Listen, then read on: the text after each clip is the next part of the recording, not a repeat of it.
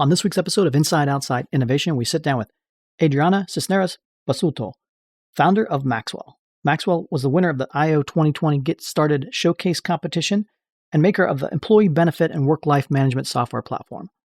Adriana and I talk about the changing world of work, from flexible benefit options to diversity and inclusion, as well as the impact COVID has had on accelerating these changes. Let's get started. Inside Outside Innovation is the podcast to help new innovators navigate what's next. Each week, we'll give you a front row seat into what it takes to learn, grow, and thrive in today's world of accelerating change and uncertainty. Join us as we explore, engage, and experiment with the best and the brightest innovators, entrepreneurs, and pioneering businesses. It's time to get started.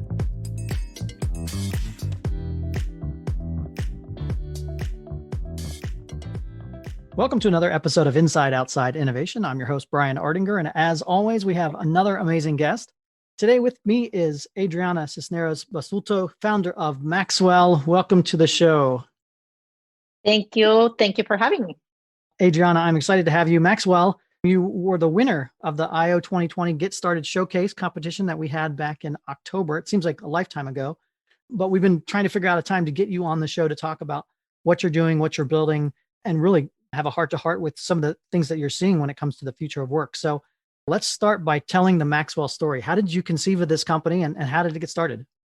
Yeah, well, first and foremost, I'm still pinching myself from the win. And yeah, I cannot believe that was October, but I suppose in COVID time, everything just kind of flows at its own rate. I'm not going to say it was, like a eureka moment or something that all of a sudden just came to mind and this is what's going to be. It's really been an evolution. And it has taken several years from sort of an idea into actually becoming what it is today. And it's probably going to continue to morph. A lot of it was just many founders' personal experience. As my life got just more complex on the personal side, and by complex, I mean just a very traditional path and the personal side, like you get married, you decide to get a dog, you have a mortgage, that sort of thing in terms of complexity, kids. At the same time, my career and that of my spouse was also progressing and getting more complex and had more accountabilities. And then we happened to both be very similar in terms of wanting to do a really good job in both fronts. So we were always feeling spread thinly. So that was one aspect. And then the other aspect was the type of work that I did. So my last corporate job was leading the efforts of inclusion and diversity for the largest private bank in the US. And one of the things that I remember vividly sitting down and listening to the results of Gallup on one of their studies about women at work. And this is years ago, but the trend was that women were leaving the workplace. And that one of the number one competitors was this aspect of how hard it was to manage work and life and keep it all together. And that was the biggest competitor.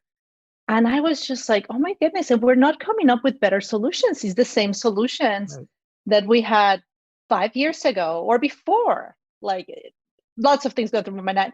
That was one moment that was like, there's got to be something better. Mm-hmm. So that was sort of the genesis of it, both from the personal side and then also from a professional standpoint, me wanting to see more women stay in leadership positions because that's the work that I was doing.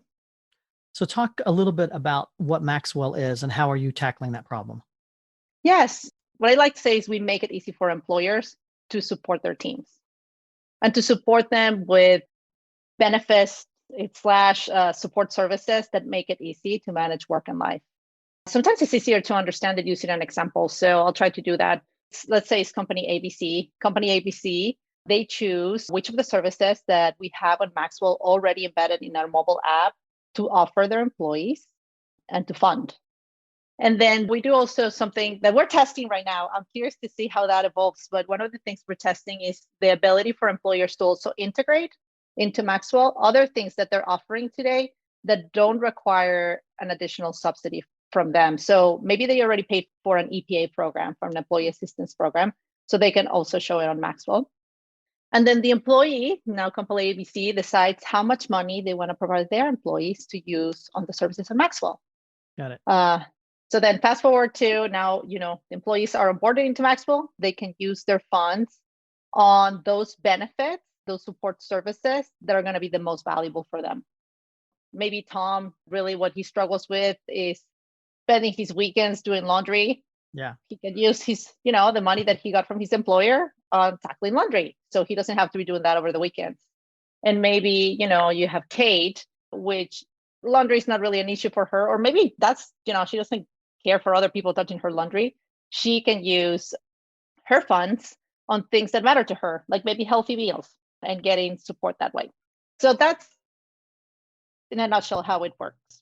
I like the idea and this movement that we're seeing towards how do you make things very customized for the employee. It used to be where employee benefits where you get your healthcare and maybe you get a couple things else, but for the most part it was here's your cookie cutter things that were available.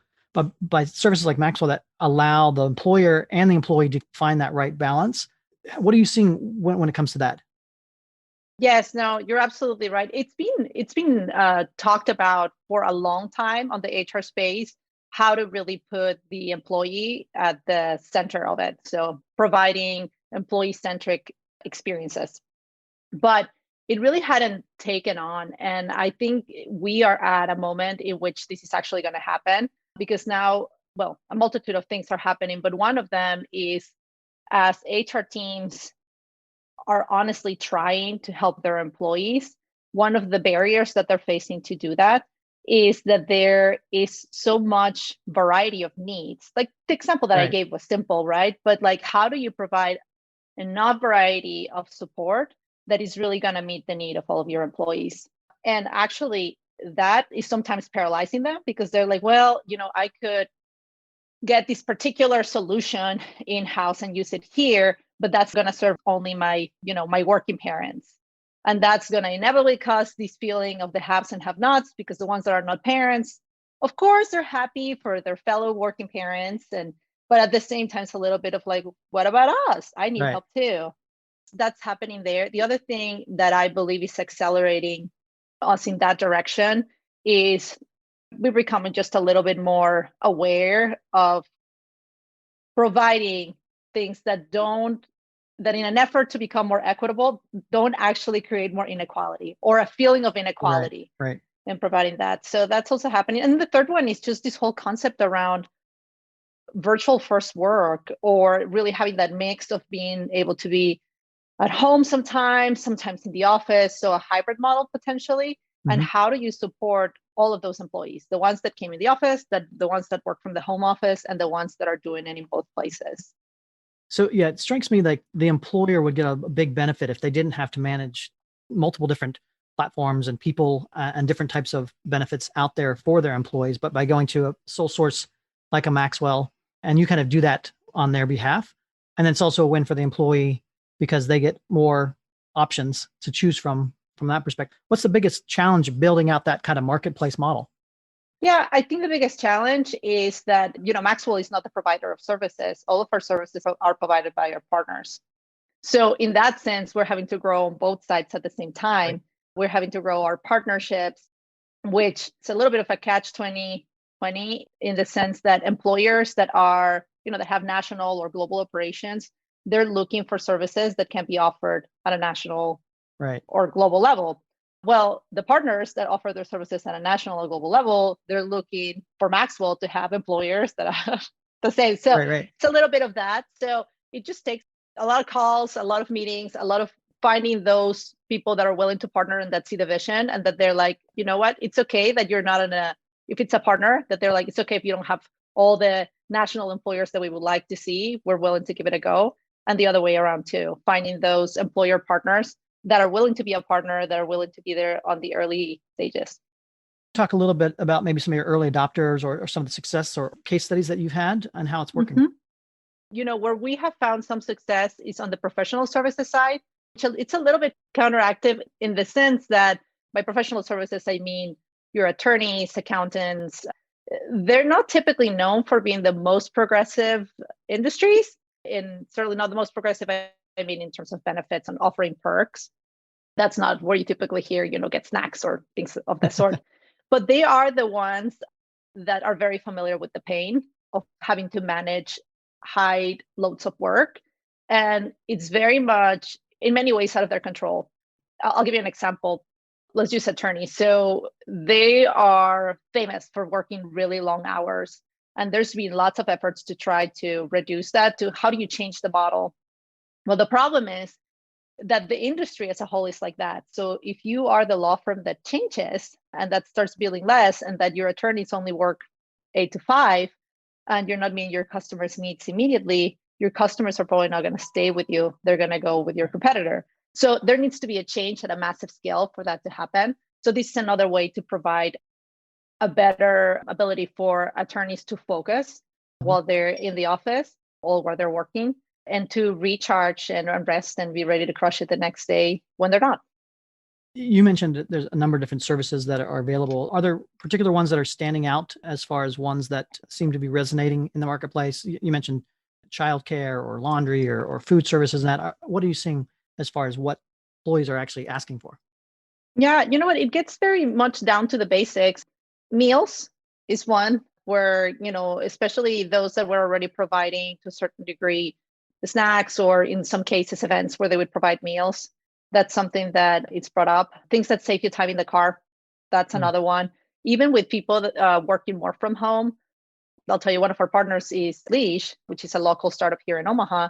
And, there's a ton of people that got puppies. There's a lot more dogs than there used to be in families. So now, all those dogs require to go, to the vet and to go to get groomed. All those times that you're spending in the car, taking them and then bringing them back, that's another one that it's a really good time saver, saving time in traffic.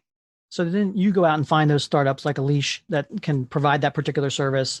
You onboard them onto the platform, and then that becomes a benefit that's automatically available. So as you add new partners and that, employees have different ways to spend their money on the platform. Is that the way it works? Yeah, absolutely. That's how it works, right? And it actually, it offers a little bit more flexibility than that. So the employers are the ones that decide what is it that they want to fund.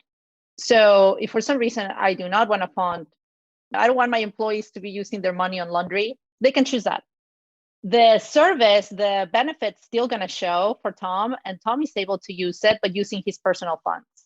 And all the other ones that the employer has said, yes, use the money. He can either use that money or he can do a mix and match. So if for some reason he's running out of funds and there's still something that he wants to use, he can use a combination of funds. Well, that's an interesting angle too, because again, you're giving the power to the employee to use their capital in other ways. That, maybe it's partially funded by the employer or not, but it gives them the peace of mind and the ease of being able to go to one place to have those other services kind of fulfilled to help them be better employees and more productive. Oh, absolutely. And then it has, one of the things I didn't talk about, because there's just so many angles to it, is we provide the employer with an HR dashboard where they can see aggregate data. Some of the aggregate data that they can see is usage. So they can see, okay, these are the benefits that you're funding. These are the benefits that you're not funding, but this is how much they're getting used. So they can see, wow, those laundry services, they're getting used a ton by our employees, even though we're not funding them. Maybe that is something that we should be funding because it would make a difference in their lives. So again, you're giving the power to the employee, just by using it, just by using their personal funds, they're actually providing the business case to the employer as to why it would be valuable for them to fund them. The other topic I want to talk about, obviously, is it's everywhere in the headlines. It's COVID, it's the pandemic, it's how that has changed not only startups' lives, but the world of work in general. What are you seeing when it comes to the impacts of COVID? And maybe what do you see, more importantly, what do you see over the next 12 to 18 months of how that's going to affect things like going back to work and things like that? Yeah, no, it's a super interesting question. I think we're all waiting to see what's going to take place. I've been having lots of, as you might imagine, given what Maxwell does, I've had a lot of conversations with folks in HR. And the number one thing I'm hearing from them that's how they're spending their time is return to work. And this is audio, so otherwise you would see me doing return to work with quotation marks, because it's not like people haven't been working. So it's more like, how is it going to look after this? Are people going to be back in the office or not? And what stays with us? What changes? And the other is this big concern around maintaining productivity, which is super interesting to me. Because on the one hand, you have the way that I usually phrase that question to HR leaders is, what is the primary concern of your leaders? And that is the one that rises to the top, maintaining productivity. And then I also asked them about what is one of their primary concerns of employees. And what we're seeing on the employee side is that they're really tired. So it's so interesting to have that duality of, of leadership and in companies being really worried, are we being productive enough? And then the employees being worried that they don't have time to rest, like they're tired. So I think we're hitting a really interesting, going back into this hybrid is going to be actually, I think, more difficult than going into the original lockdown state or remote state, because at least then everybody kind of had a singular focal point of what was going to happen, and maybe didn't know how long it was going to happen, but everybody was kind of resolved around that particular move to remote and what that meant. But now going back into a hybrid model, I imagine each company is going to be slightly different, and how that's going to play out will be almost more of a reverse culture shock than going into the pandemic in the first place. Oh my goodness. So true. That's one of my concerns. I think I might have shared with you in the past. One of my concerns is what this is going to produce from a equality perspective, because right now, well, maybe I'm coming from a personal standpoint. So really all of my career, I have worked from home or even abroad at least a couple of days of the week. And so many times I was the only one that was working from home. And I definitely felt like I would sometimes miss out on conversations, or I was on the phone, and, I knew that there had been a meeting before the meeting and a meeting after the meeting. So I wasn't getting that face time. This whole situation, like a lockdown, has put everyone on the same, at the same level in the vast majority of terms. There's still a few of inequalities there, but at least no one is like having as much face time. But yeah, going forward, if you're going to have people that are going to be in the office and people that are not, we are human, and we like better the people that we see and we interact with in person. So yeah, that'll be really interesting to see how that plays out, and what sort of solutions do employers use in order to, make sure that doesn't take place, that doesn't create more inequality. And then also, how do they maintain company culture? That's the other one that I'm super interested in, company culture and collaboration when you have that mix. And another reason why I wanted to have you on the show is to talk about, you've formed a community to talk about some of these things, whether it's future of work or remote working or whatever the case may be. You've got a new group called the Forward Collective. I don't know if you want to tell us a little bit more about that and what that's all about.